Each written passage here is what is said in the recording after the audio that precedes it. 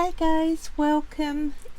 I'm Carly from Carly's Creative Clay. It's been so nice having you all around to chat in the early part. What do you think of the new music? It's all stuff that was free, so royalty free, so I can use it. I think it's better than sitting in silence. Yeah, Charlie, we started. Hello. Yes, I am running around busy getting ready for the fair. I'm almost there. Thank you, Hearty Life. If it is absolutely raining heavily, then there will be little point going, but I will talk with my mother-in-law about it and see what she thinks. Oh, don't worry about that. It'll be on every week. You'll probably get, when you guys get sick of it, let me know and I will switch it up to some other stuff. There are a few more tracks that I can. It's cute and happy, like yeah, we aim for cute and happy. The main thing is it's not absolute silence, and you can calibrate your sound. Yeah. Like my Jamie was saying, the main thing is that it's better than silence, and it helps you calibrate your volume before my lovely voice comes in and deafens you all. Evil Monkey says no screen this week. Hey Charlie. Oh yeah, no screen behind you. Yes, I was too knackered. I've done my back in. Not massively, I can still do stuff, but I'm trying not to lift heavy stuff. So I figured I will leave the screen for this week.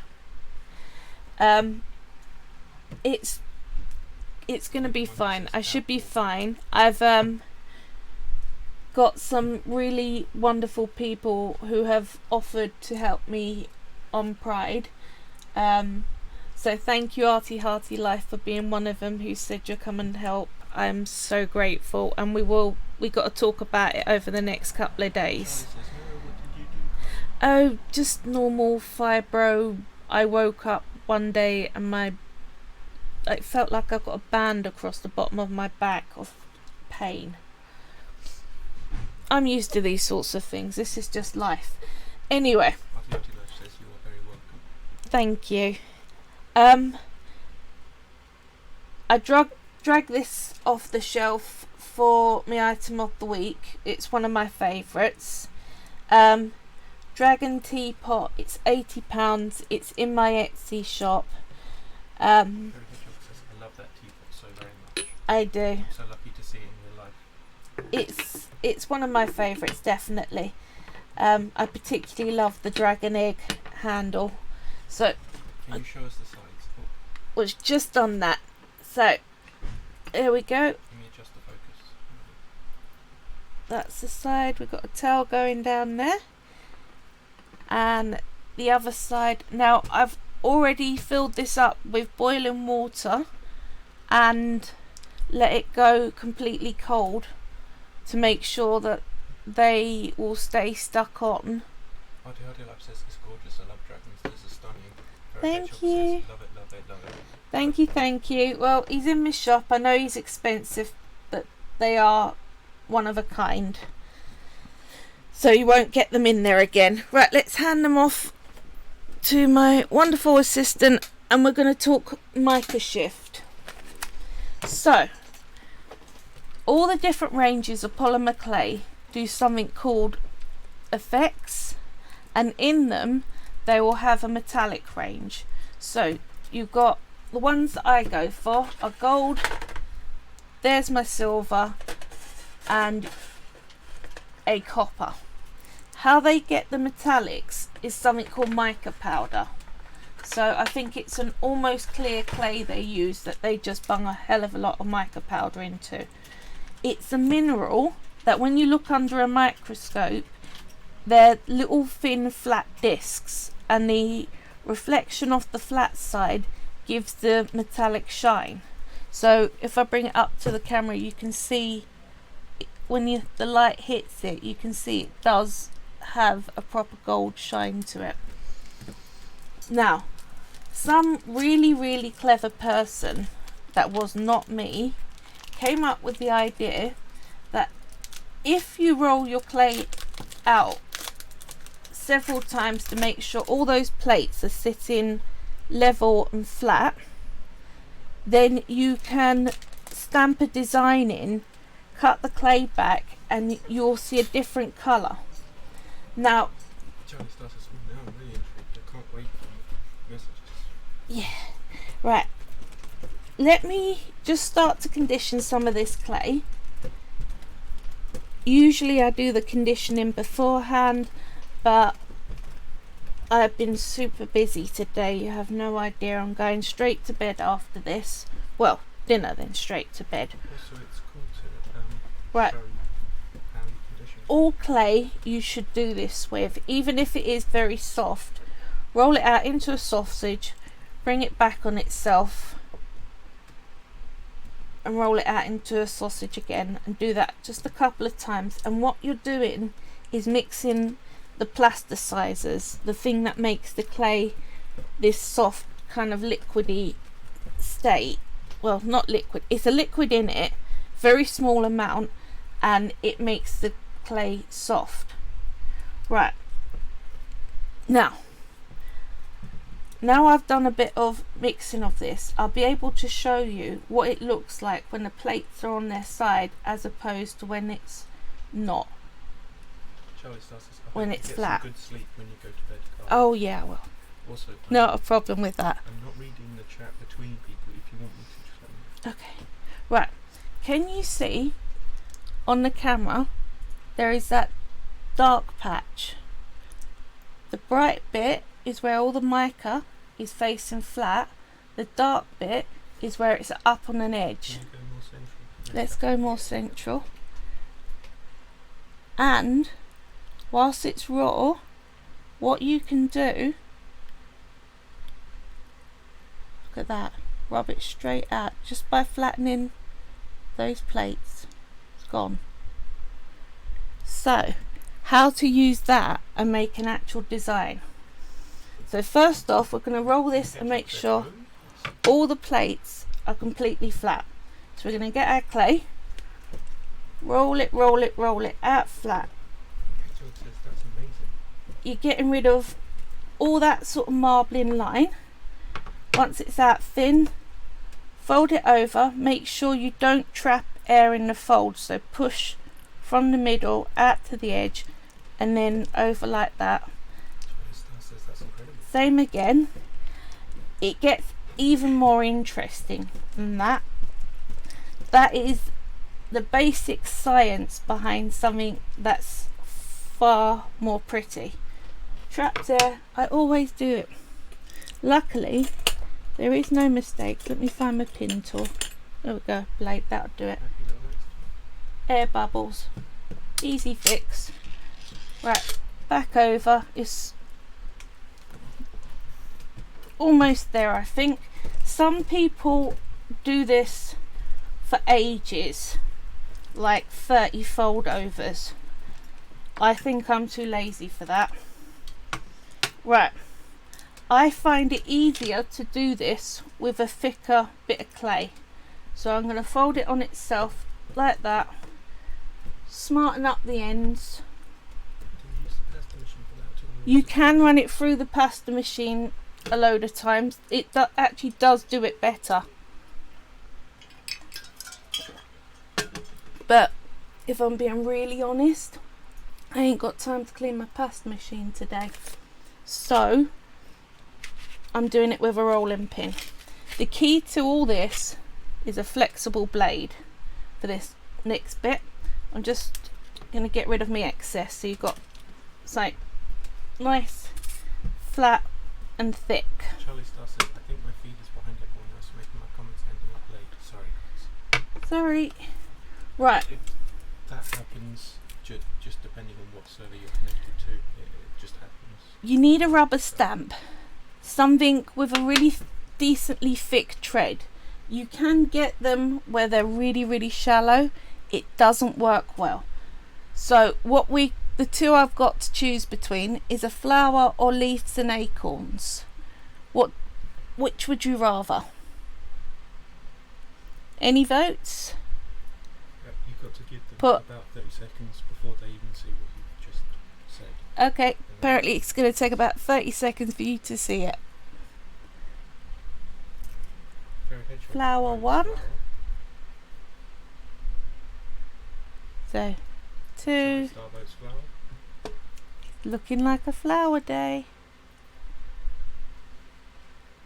Anybody else want to weigh in? Anyone else laying in?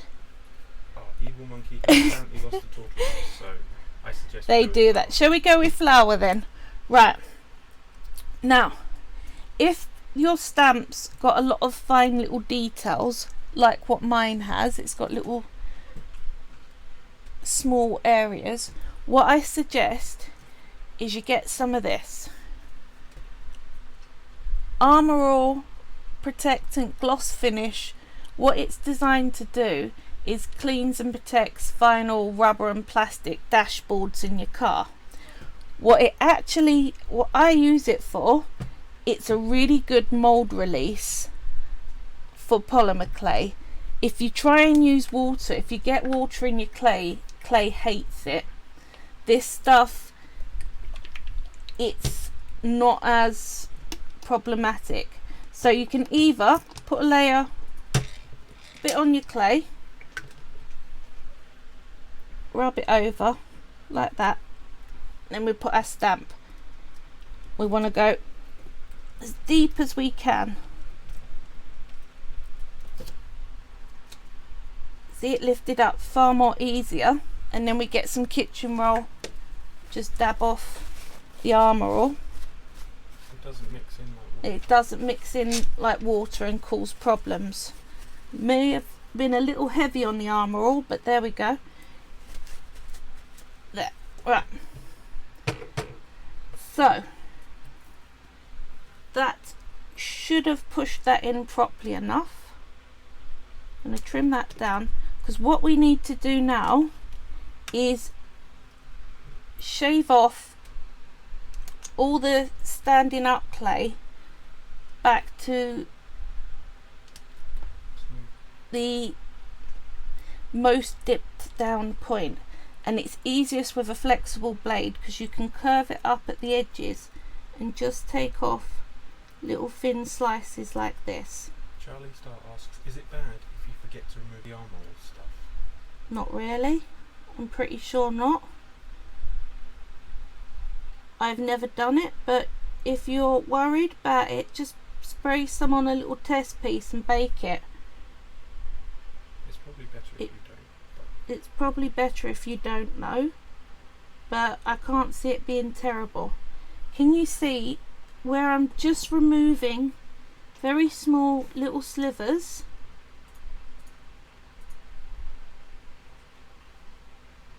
And making sure I'm not taking off too much. You want it just to go down to the flower. Evil Monkey says they have found their tortoise and he has been at the hallway carpet.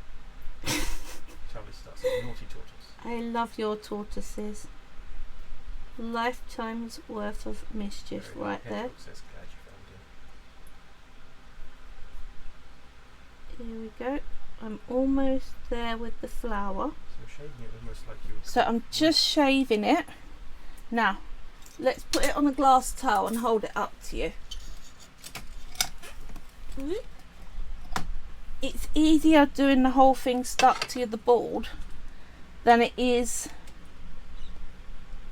sticking it to a glass tile, because you've got the grip. But let's bring that up. Can you see the flower, those darker lines?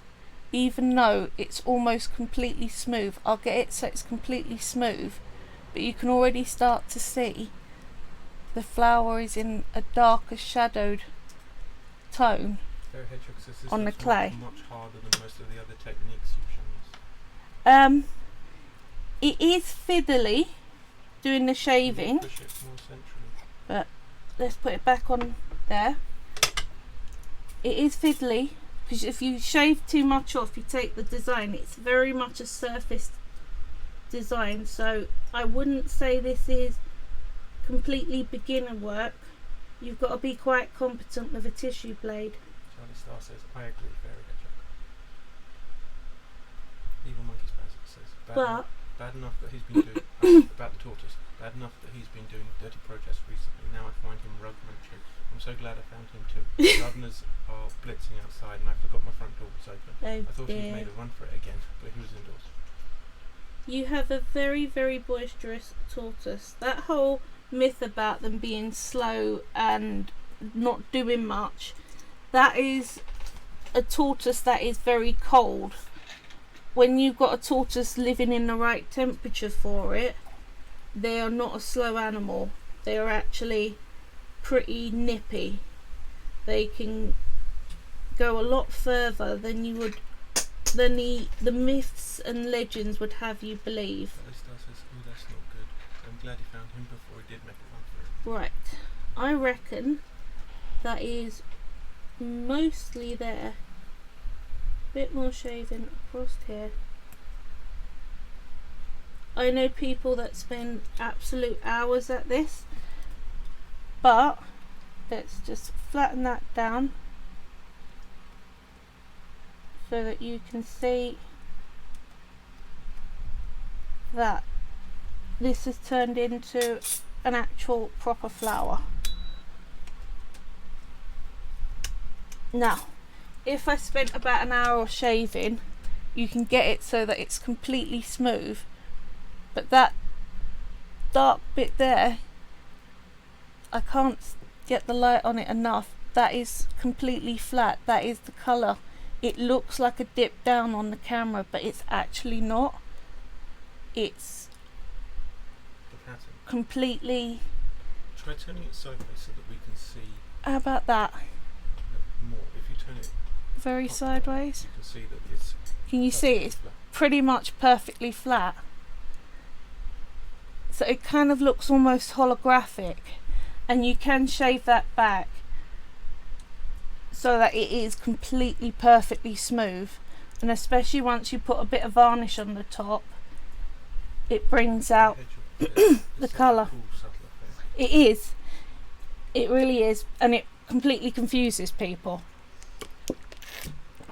because you'd absolutely swear it looks like it's got a massive, like you've got a rubber stamp dip down, and it's because the plates on the clay above push into the plates in the clay below. So even though the movement was in the top bit that I cut off, all the shift goes through the clay.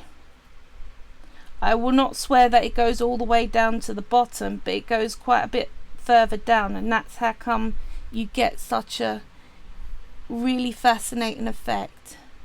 Even Monkey says, I'm not exactly happy I've found him at the moment. We're not on speaking terms.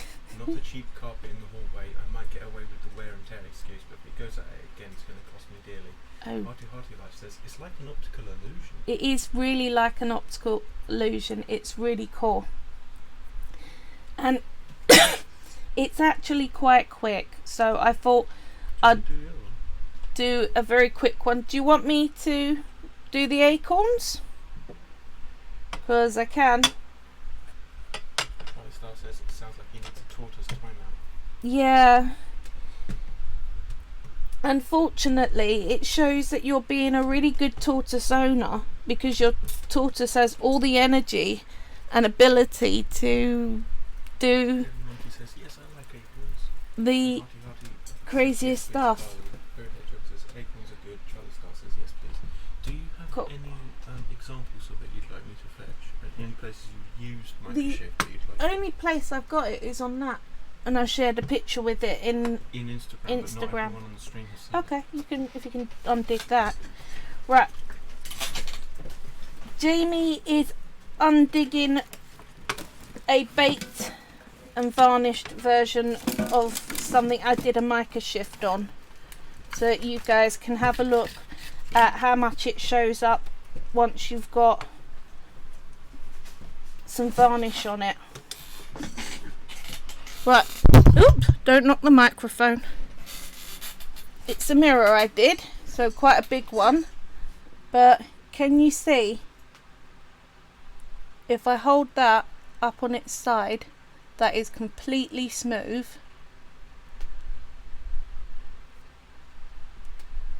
But you can see all those flowers and they look three-dimensional, and it's because they actually are.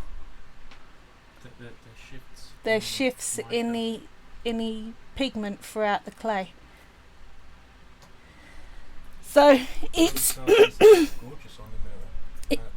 Here you go. That's nice. And Fairy Hedgehog says, I love that effect. So it really is worth having a practice that, because once you've got the shaving down right, you really you're sorted. You can do it. I like that a lot.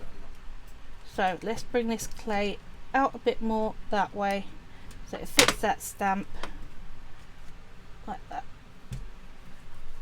There we go. Right. Well, no, I can see that it's not.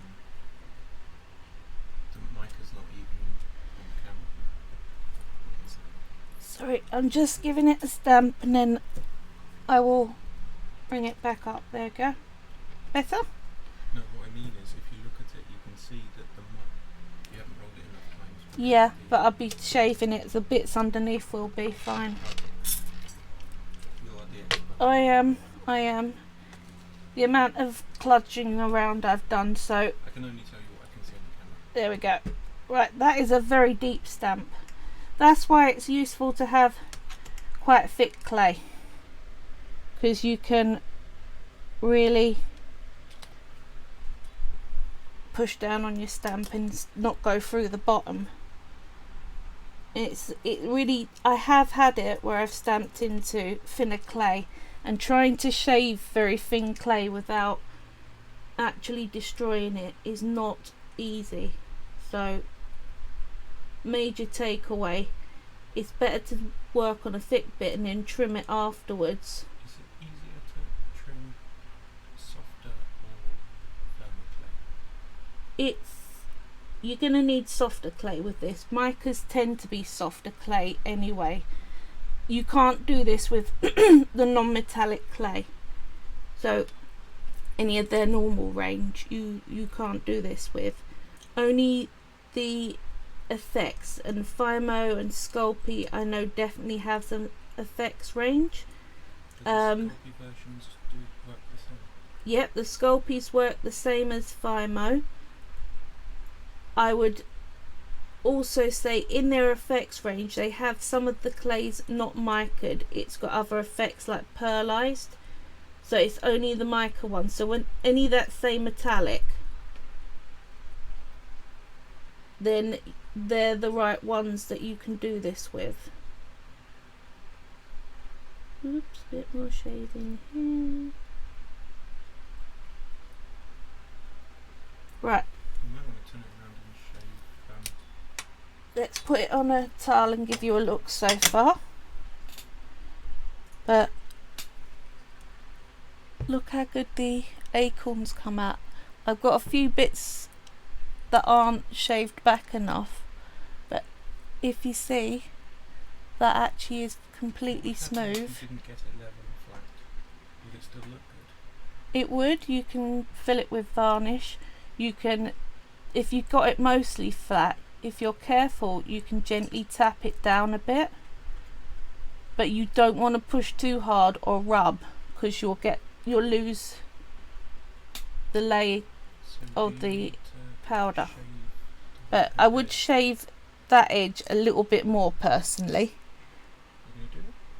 So yes, I can quickly do that. It's, mind moving forward a bit if possible. I know it's. I've got to take it off the towel because I've either got to brace the towel to my chest or use the board. There we go. So again, hold each side, curve the blade up. Trying to do it flat, you're more likely to cut bits off that you didn't mean to. So do a curve and you just lightly hook the blade under the surface of the clay and cut off some very, very, very shallow, thin slices. It's better, especially when you're starting, it's better to go back over it a few times than take off too much.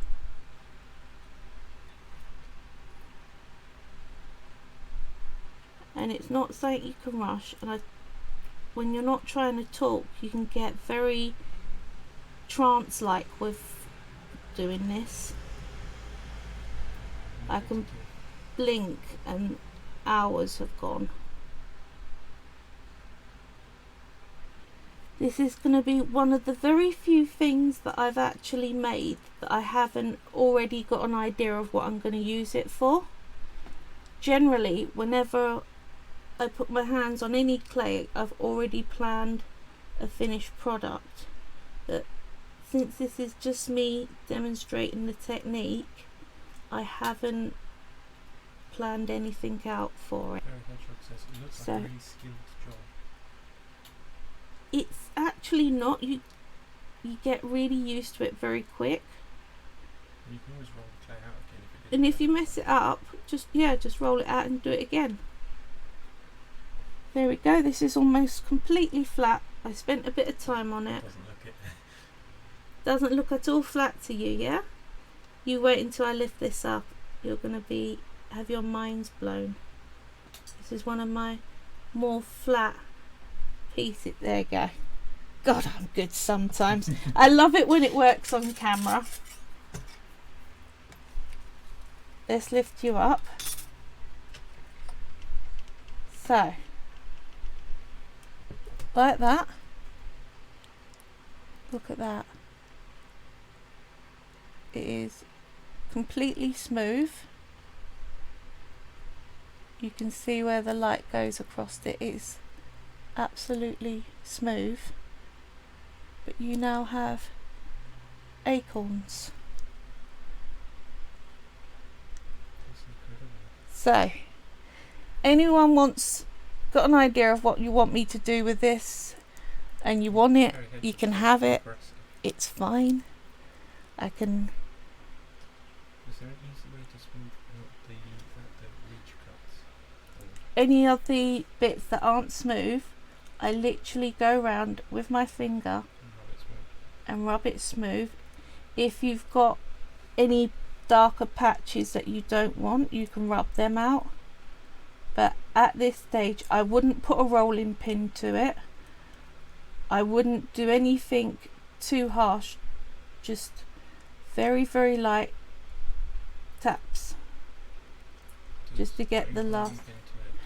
You don't want to put the mica, because all those dark areas, the mica's like that. It wants to lay flat. You roll on it too much, it will go flat and you lose the whole design. But that is absolutely completely smooth, I promise you. Can you see when it's on its side? There is nothing. So, if you like that, have a go. If you need any help, you can always message me. If you have any successes or failures, I'd love to see pictures. Do you have any ideas for what to use? You can, if you want to know things to use it for, you can always chop that into a pendant. You can take it like I did and put it around a picture frame. You can cut it thinner by putting it on its side and going through it if you're careful, or putting it flat, giving yourself some lolly stick guide markers, which I really, really endorse. So next time you've got 2 ice lollies, that will help you. If you hold with your back fingers, Not flexible blade, I take it. you'll need a straight blade to help cut through that. Thank you for Just brilliant effects. yeah, you can embed it into all sorts of things that may end up being part of the lid of a box. So no worries, I like showing you all how to do stuff. I know this one's a really quick week, but it's because I've got to run around crazy busy. But I think it's a worthwhile thing to learn, because it really does look stunning. Well, have a good week everyone. If anyone's in Woking on Saturday, then do come by my stall. I'd love to see you all. assuming it's not absolute torrential rain, and then I'm not going soz. But a light drizzle, I will be there. So bye everyone, have a good week. Everyone. Bye.